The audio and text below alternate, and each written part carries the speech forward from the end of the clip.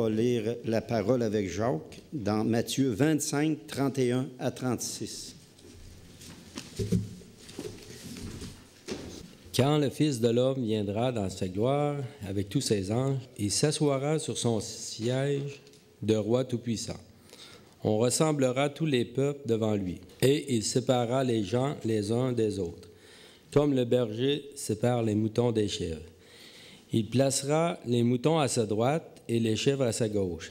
Alors le roi dira à ceux qui sont à sa droite, « Venez, vous que mon Père bénit. Recevez le royaume que Dieu a préparé depuis la création du monde. En effet, j'ai eu faim et vous m'avez donné à manger. J'ai eu soif et vous m'avez donné à boire. J'étais un étranger et vous m'avez accueilli. J'étais nu et vous m'avez donné des vêtements. J'étais malade et vous m'avez visité. J'étais en prison et vous êtes venus me voir. » Bénissons sa parole. Amen. On va maintenant chanter les louanges à l'Éternel. Rends-toi maître.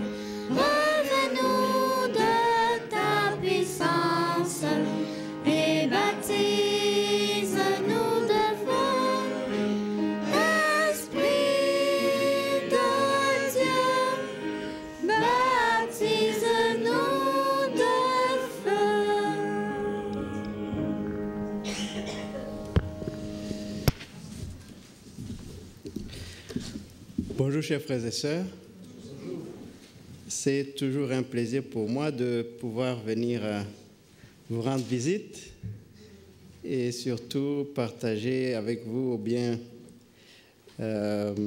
c'est ça, bénéficier en même temps que vous des bénédictions réservées pour le Saint Sabbat. Comme Bruno vient de le dire, ça fait 10 ans que j'étais trésorier de la Fédération du Québec, mais mon mandat termine à la fin de ce mois. Et je vais aller travailler à l'Union des Églises adventistes au Canada, à Oshawa, à partir, en principe, du 1er août. Donc, j'ai toujours apprécié de voir le courage et l'effort qui a toujours été déployé par les membres de cette Église pour non seulement démarrer cette école, mais c'est de la maintenir en fonctionnement. Une chose qui n'a pas toujours été facile, les pionniers le savent bien, mais ça a toujours été un privilège pour moi de pouvoir m'unir à vos efforts, parce qu'effectivement, je suis aussi le produit de l'éducation adventiste, comme je l'avais dit lors du rallye, et c'est quelque chose qui me tient personnellement à cœur. Donc, je l'ai fait avec bon cœur, avec volonté, et surtout, j'ai été fier de vous, de voir comment tout le monde met sa main à la pâte pour que cette école puisse prospérer. Le Seigneur bénira toujours vos efforts, ne lâchez pas, c'est louable, et vous allez voir toujours des gens qui vont vous tenir. Vous pouvez toujours compter sur mon soutien. Je ne suis pas loin, donc tout ce que je pourrais faire, je vais le faire pour que votre école puisse continuer à avancer. Donc, merci du privilège que vous m'avez donné de servir l'Église, parce qu'en tant que trésorier, j'ai été élu par des délégués de différentes églises comme vous. Ça, c'était mon 3e mandat. Et donc, je vous remercie beaucoup. Que le Seigneur continue à vous bénir dans toutes vos entreprises et surtout dans l'effort que vous déployez pour l'avancement de l'œuvre dans cette région de Saint-Georges.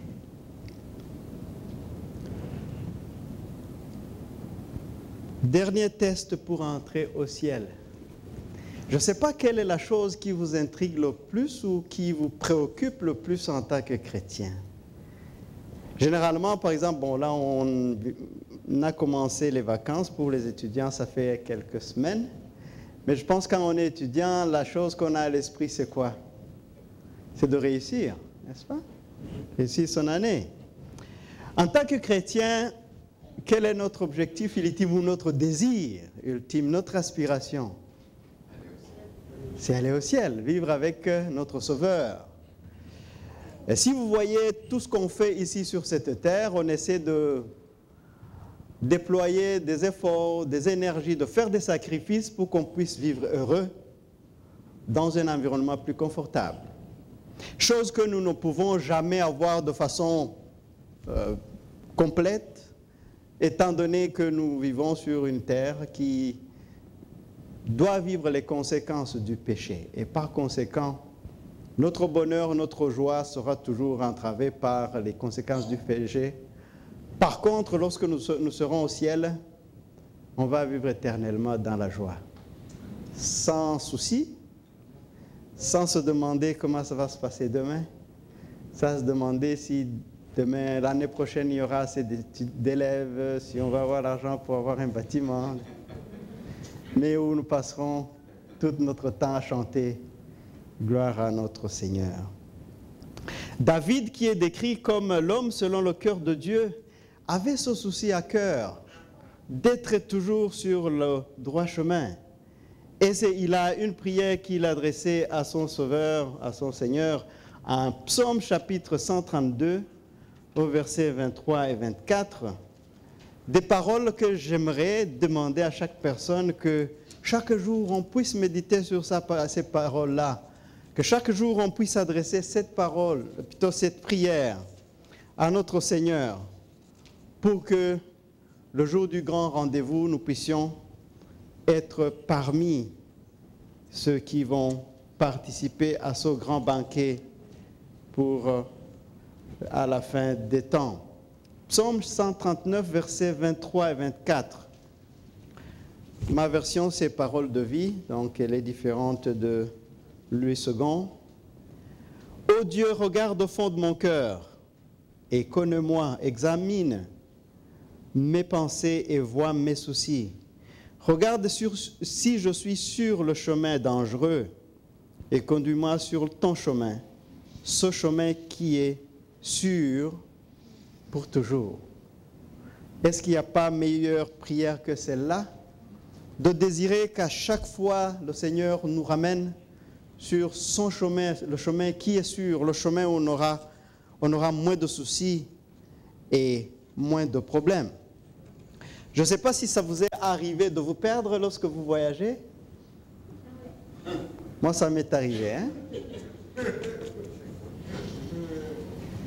Parfois, on pense qu'on a pris tous les moyens, toutes les précautions qu'on puisse aller dans la bonne direction.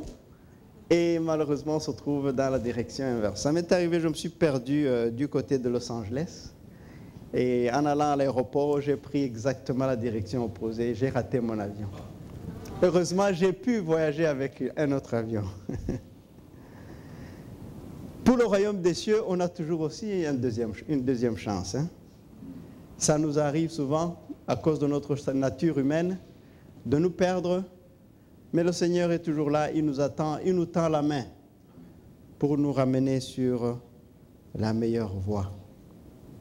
En tant que chrétien, notre aspiration ultime, bien sûr, c'est d'aller au ciel, vivre dans l'éternité avec notre Seigneur.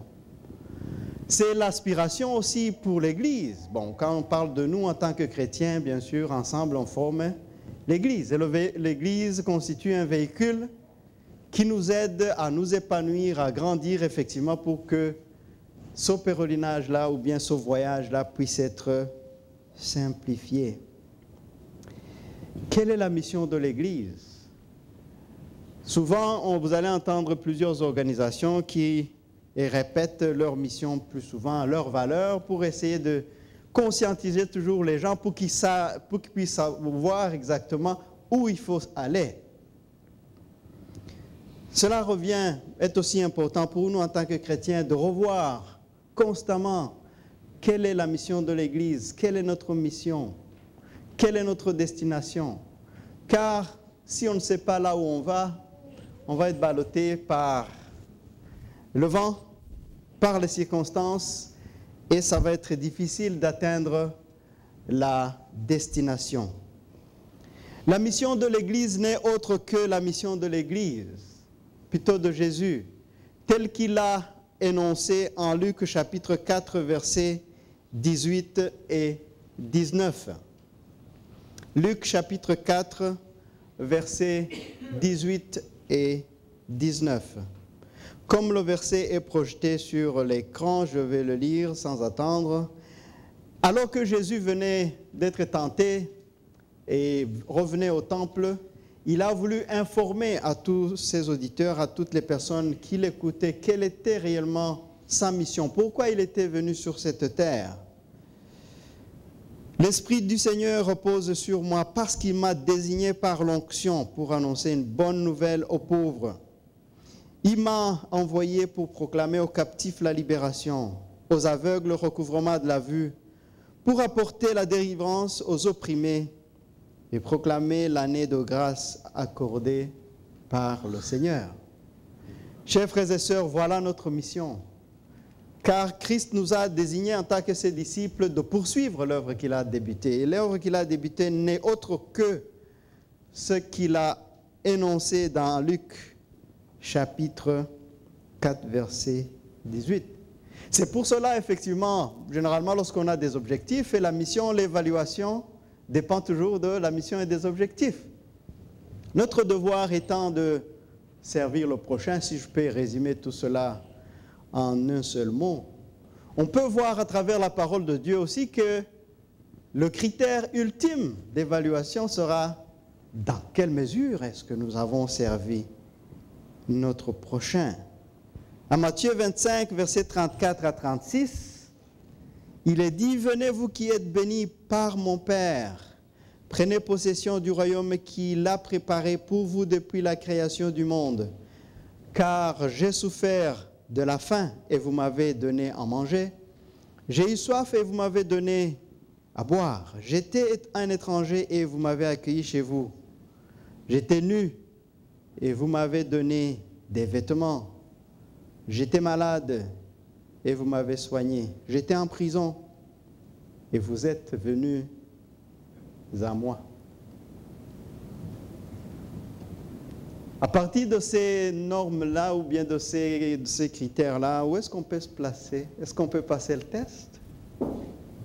Lorsqu'on regarde autour de nous, il y a tellement de souffrance, il y a tellement d'abus, il y a tellement de gens qui sont seuls, qui ont besoin d'un accompagnement. Qu'est-ce que nous faisons d'eux? On peut voir sur la prochaine image quelques personnes sans abri qui souffrent du froid, qui souffrent de faim et qui ont besoin de notre attention, de notre soutien. Que faisons-nous pour ces gens-là? Que fait l'Église de Saint-Georges pour ces gens-là? Qu'est-ce que je fais moi pour ces gens-là? Parfois, on a tendance à regarder plus au côté collectif, mais l'Église, c'est l'ensemble des membres. Si individuellement on ne fait rien, collectivement, il n'y a rien qui va se faire.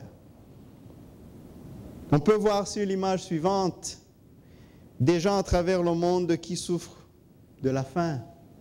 Dans quelle mesure est-ce que nous participons à leur venir en aide? Christ a dit à ceux qu'il a appelés les bénis du Père, que lorsqu'il était en prison, ils sont venus le voir. Est-ce qu'on se rappelle des gens qui sont en prison? Est-ce qu'on pense à eux?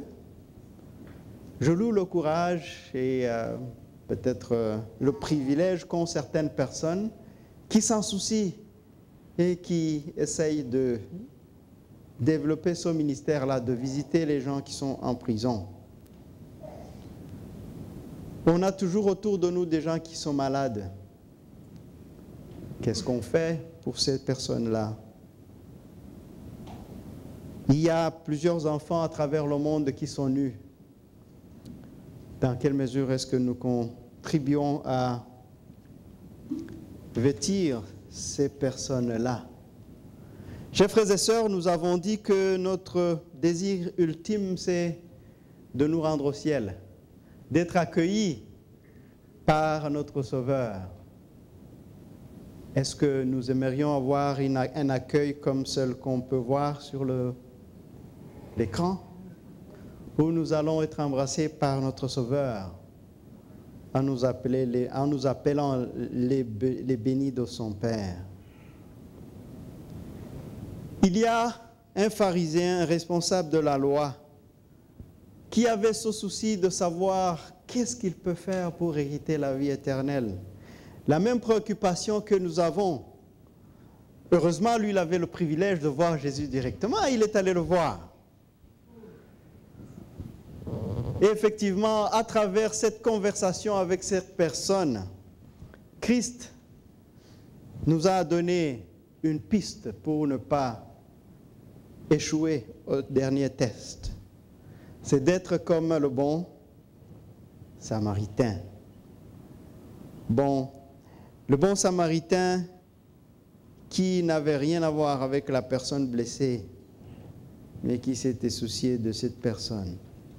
Je vous invite à ouvrir vos Bibles en Luc chapitre 10, versets 25 à 37, où nous voyons la conversation entre cet homme de la loi religieux et Jésus, où une personne se présente à Jésus et lui demande qu'est-ce qu'il peut faire pour avoir la vie éternelle.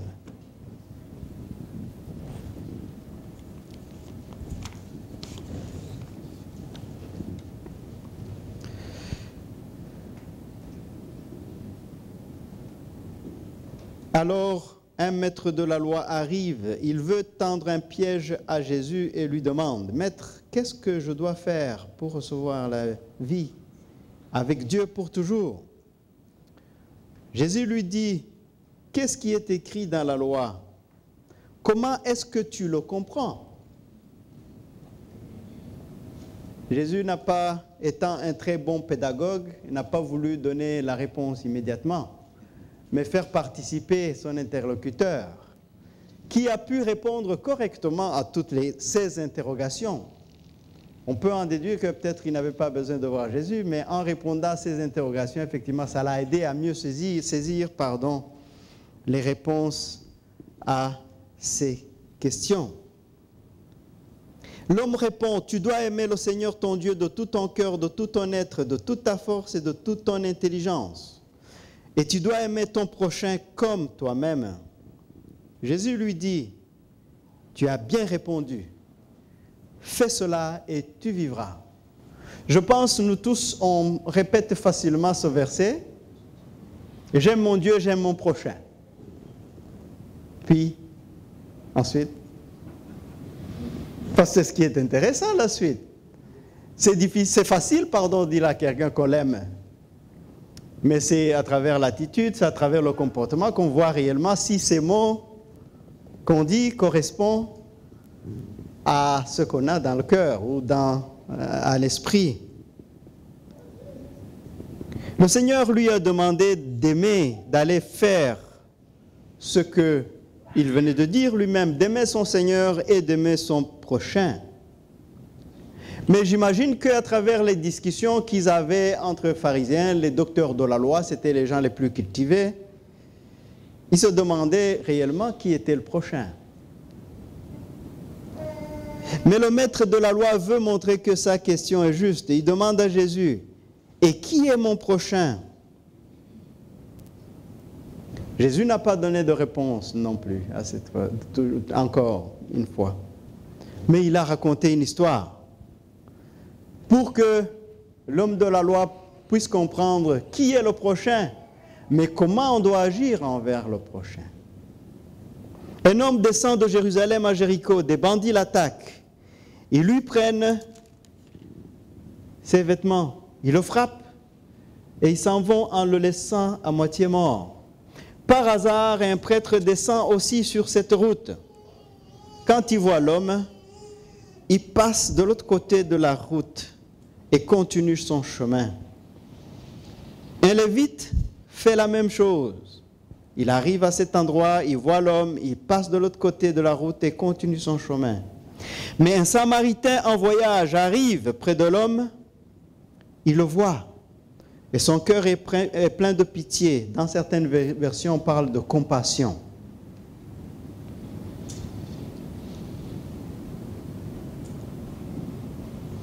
Son cœur est plein de pitié pour lui. Il s'approche, il verse de l'huile et du vin sur les blessures et il lui met des bandes de tissu. Ensuite, il le fait monter sur sa bête. Il l'amène dans une maison pour les voyageurs et il s'occupe de lui. Le jour suivant, le Samaritain sort 2 pièces d'argent. Il les donne au propriétaire de la maison et lui dit, « Occupe-toi de cet homme. Ce que tu dépenseras en plus pour lui, je te le rembourserai moi-même quand je reviendrai par ici. » Et Jésus demande, « À ton avis, lequel des 3 voyageurs a été le prochain de l'homme attaqué par les bandits ?» Le maître lui répond, « C'est lui qui a été bon pour lui. » Alors Jésus lui dit, « Va. Et toi aussi, fais la même chose. » Par l'histoire du bon Samaritain, le Christ nous fait comprendre la vraie religion. Quelle est la vraie religion? On peut apprendre la Bible par cœur, prier autant de fois qu'on veut, donner la dîme, les offrandes en quantité importante, mais tout cela n'a pas été désigné.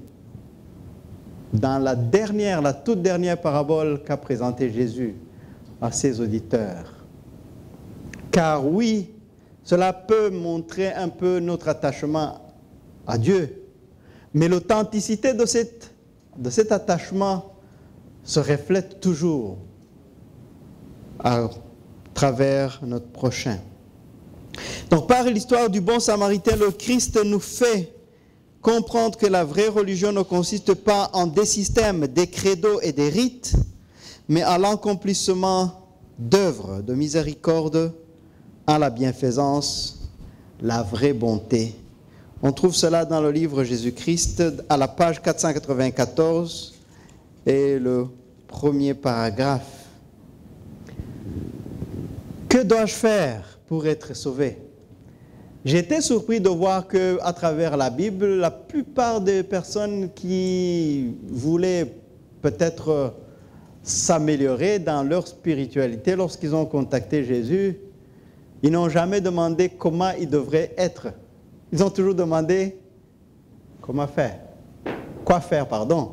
Pour montrer que, on dit, je ne sais pas pourquoi, mais humainement parlant, on pense toujours qu'il faut faire quelque chose pour mériter quelque chose d'autre. Dans l'économie du ciel, ce n'est pas ça. On est sauvé par quoi? Par la grâce. Car nous ne pouvons pas nous sauver par nous-mêmes. Il n'y a pas d'œuvre, ni d'action caritative qu'on peut faire qui peuvent valoir notre salut. C'est juste par la grâce de Dieu que nous sommes sauvés. Donc, encore une fois, ici, le docteur de la loi s'était trompé comme presque tout le monde, en essayant de voir comment acheter le passeport pour entrer au ciel. Jésus ne répond pas, mais pose une question. Car il voyait que malgré l'intelligence et le niveau d'instruction de son interlocuteur, il ne saisissait pas l'essence même du royaume des cieux. Mais qu'est-ce qui est écrit? Comment tu le comprends? Pour essayer de mieux le redresser. Après que l'homme de la loi a répondu qu'il faut aimer le Seigneur et Dieu et son prochain, il lui a demandé, fais cela et tu vivras. Pour dire que souvent on connaît les réponses, mais on ne comprend pas toute l'implication et les ramifications de ce qu'on connaît concernant le ciel. Et comme on l'a étudié à l'école du sabbat ce matin, il faut chercher toujours la puissance du Saint-Esprit pour qu'on soit éclairé. Pour que non seulement on puisse comprendre en quoi consiste le royaume du ciel, en quoi consiste le plan du salut, tout ce que Christ a vécu pour que nous puissions avoir la vie éternelle, mais aussi de laisser le Saint-Esprit opérer une transformation authentique pour que nous puissions réellement être des enfants de Dieu. Le plus grand problème qu'avait ce docteur de la loi, c'était plus au niveau de qui est mon prochain. Parce que vous savez bien que pour les Juifs, toute personne qui n'était pas juif était païen, était impur. Et dans sa tête, lorsqu'il parlait de prochain, il s'imaginait, il voulait savoir peut-être parmi le peuple juif, lequel peut être considéré comme le prochain pour le docteur de la loi. Étant donné qu'à ce moment-là, il y avait aussi des classes sociales, certaines personnes qui étaient plus importantes, considérées comme bénies que les autres. Plus tu étais riche, plus tu étais béni. Quand tu étais pauvre, c'est une malédiction parce que tu avais péché. Quand tu étais malade, tu avais péché. Ainsi de suite. Qui devait être considéré comme le prochain pour le prêtre, pour le rabbin, pour l'ancien? Ils passaient leur vie dans l'accomplissement de cérémonies destinées à les purifier. Le contact avec la foule ignorante et insouciante occasionnait une souillure difficile à enlever. Donc même s'approcher des gens qui n'étaient pas de leur stature était un péché. L'impur devait-il être considéré comme le prochain? Ce sujet avait toujours été, comme nous le dit Ellen White dans Jésus-Christ, un sujet qui soulevait beaucoup de discussions parmi le peuple juif. Dans leur esprit, à propos des païens et des Samaritains, ces gens-là étaient des étrangers, des ennemis, des impurs. Par conséquent, ils ne pouvaient pas être prochains. Qui est mon prochain? Qui est ton prochain? Le Christ montra que par le prochain, il ne faut pas entendre uniquement celui qui appartient à la même église ou à la même foi. Il ne doit pas exister aucune distinction de race, de couleur ou de classe. Toute personne qui a besoin de nous est notre prochain. Notre prochain, c'est toute âme meurtrie par l'adversaire. Quiconque est la propriété de Dieu est notre prochain.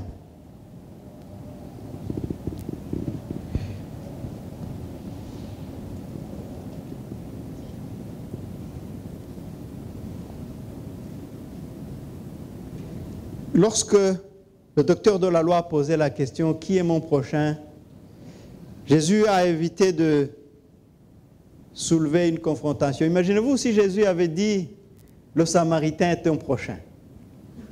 Quelle allait être la réaction?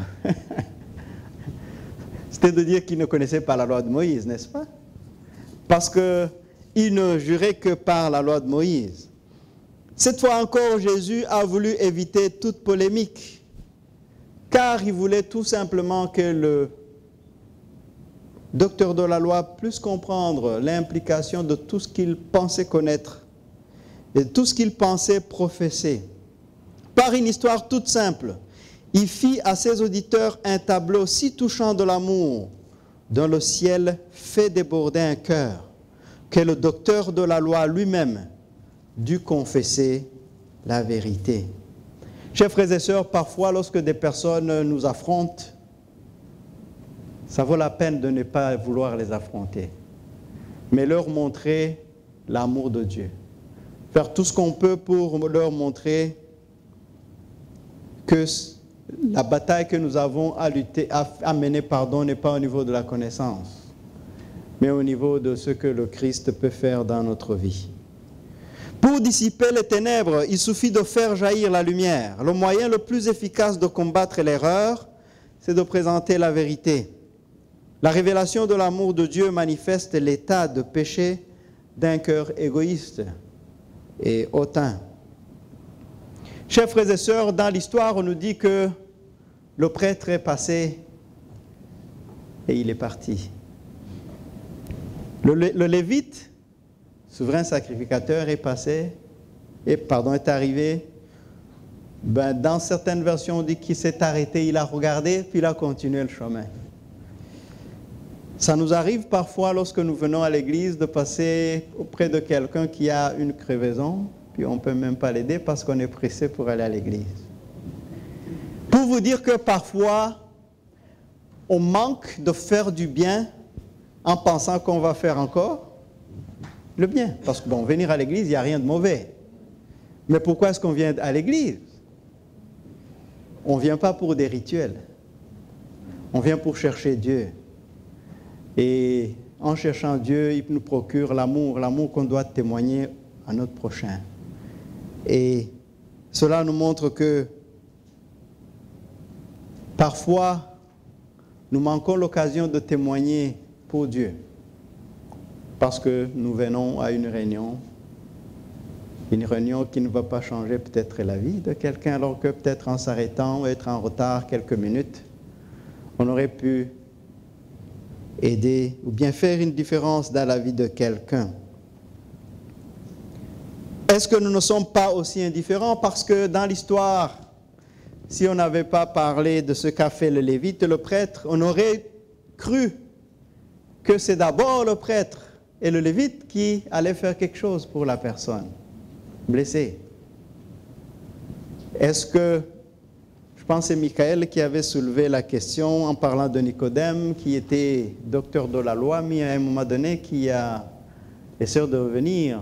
Dieu lui a demandé de renaître de nouveau.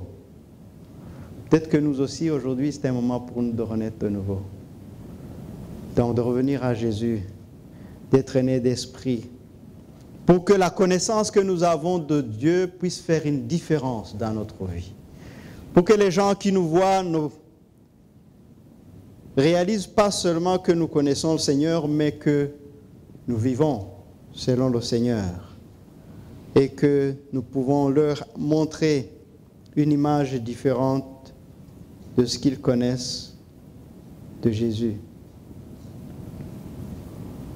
Parfois, nous sommes trop occupés pour notre prochain, parce que nous sommes occupés pour Christ. Ce prêtre et ce lévite, revêtis d'un ministère sacré, faisaient profession d'exposer les Écritures.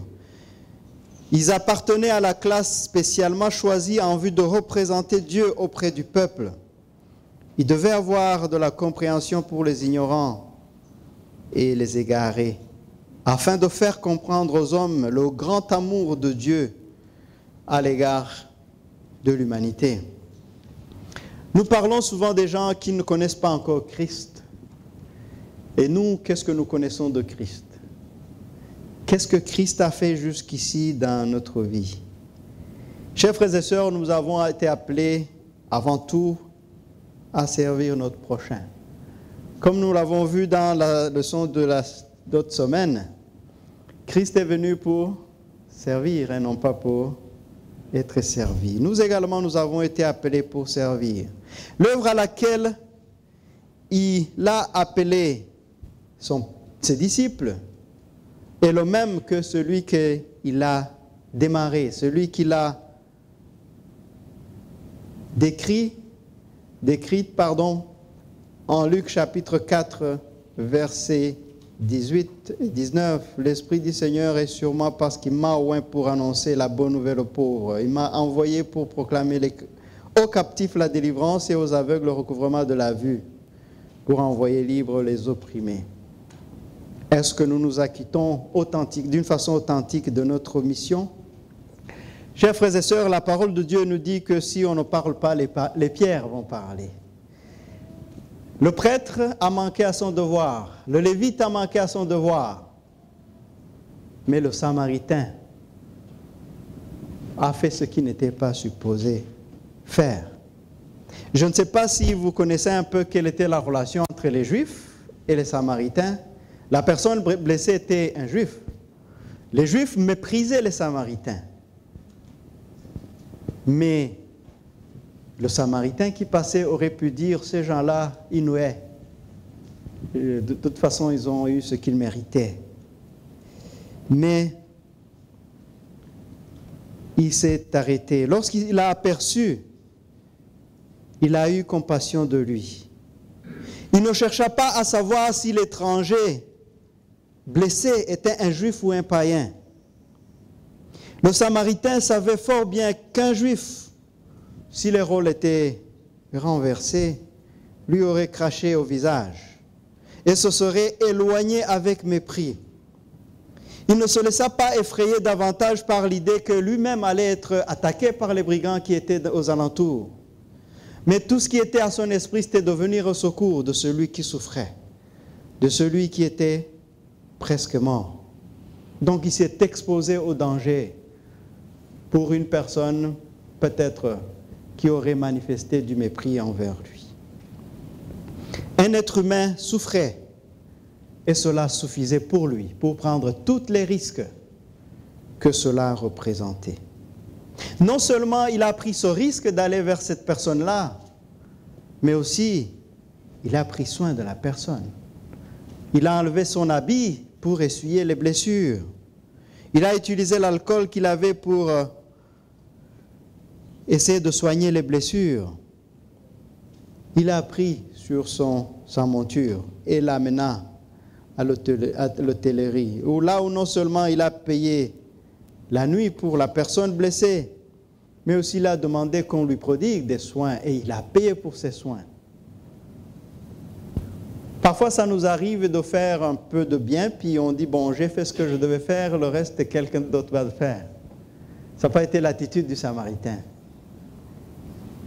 Il a fait du bien, il a laissé la personne là, il a demandé aux gens de continuer d'en prendre soin jusqu'à ce qu'il se rétablisse. Et quand il allait revenir, il allait s'acquitter, même des dépenses excédentaires. Quel don de soi!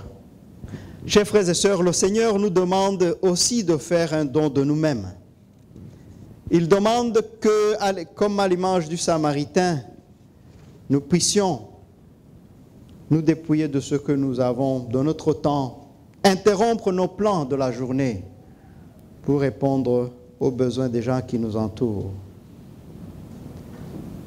Ayant achevé son récit, Jésus fixa sur le docteur de la loi un regard qui paraissait lire dans son âme et dit, « Lequel de ces trois te semble avoir été le prochain de celui qui était tombé au milieu des brigands ?»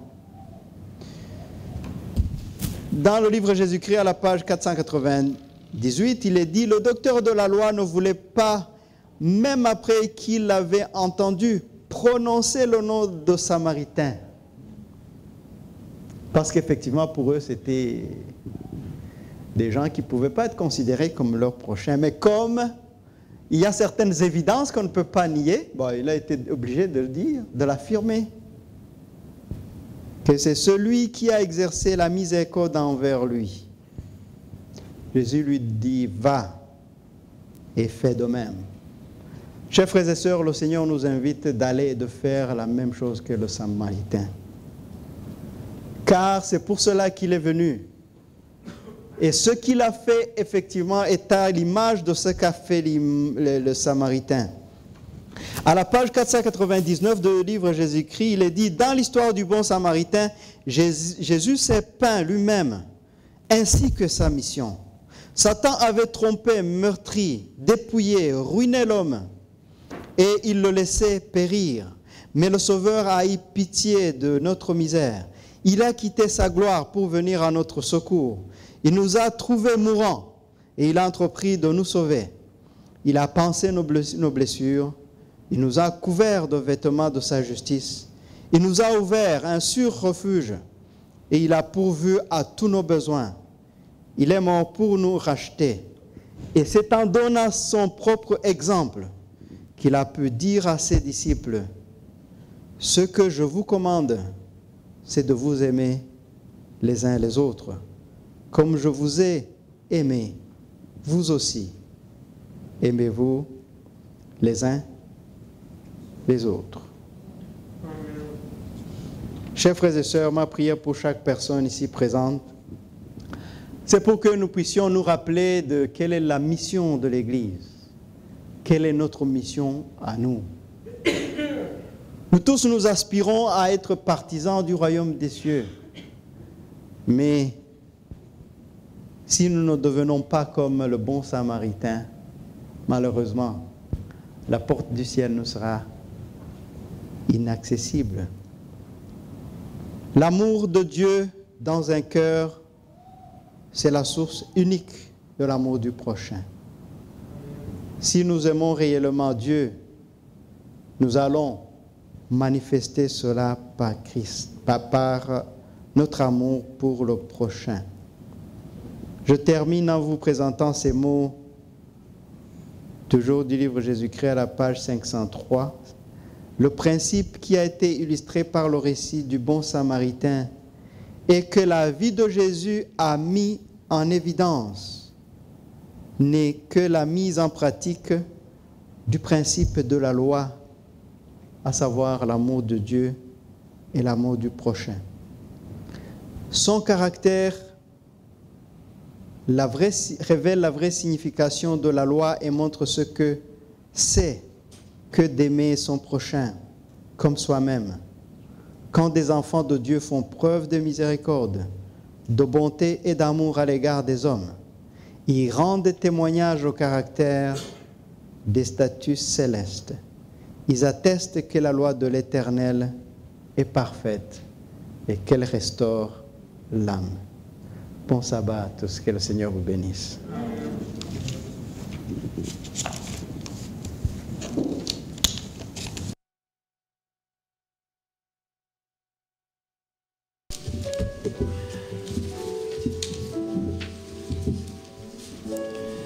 Est-ce que vous voulez abandonner tout entre les mains de ce précieux Sauveur? Ben, chantons tous ensemble à la gloire de son nom.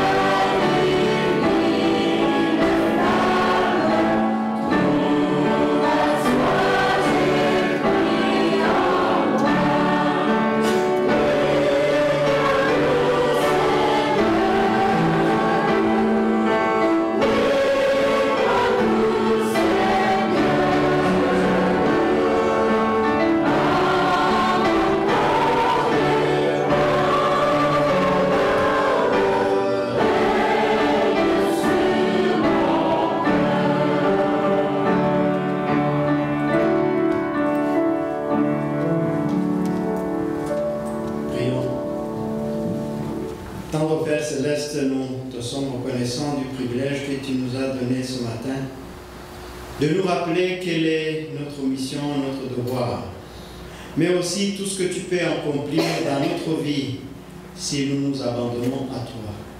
Comme on vient de le chanter, Seigneur, nous aimerions te mettre entre tes mains tout ce qui nous appartient, tout ce que nous sommes, pour que tu puisses nous transformer afin que notre vie puisse être un témoignage vivant pour toi. Du bon samaritain que tu as été pour nous, que nous puissions également l'être pour l'autre, afin qu'il puisse désirer se joindre à nous dans notre voyage vers ton royaume. Alors que nous allons quitter ce lieu, que ton esprit demeure en nous, et jour après jour, il continue à perfectionner ce chantier qu'il a commencé à nous, pour que quand tu vas être de retour, nous soyons prêts à te rencontrer et que nous puissions faire partie de ceux qui seraient appelés les bénis de ton Père. Au nom de Jésus. Amen. Amen.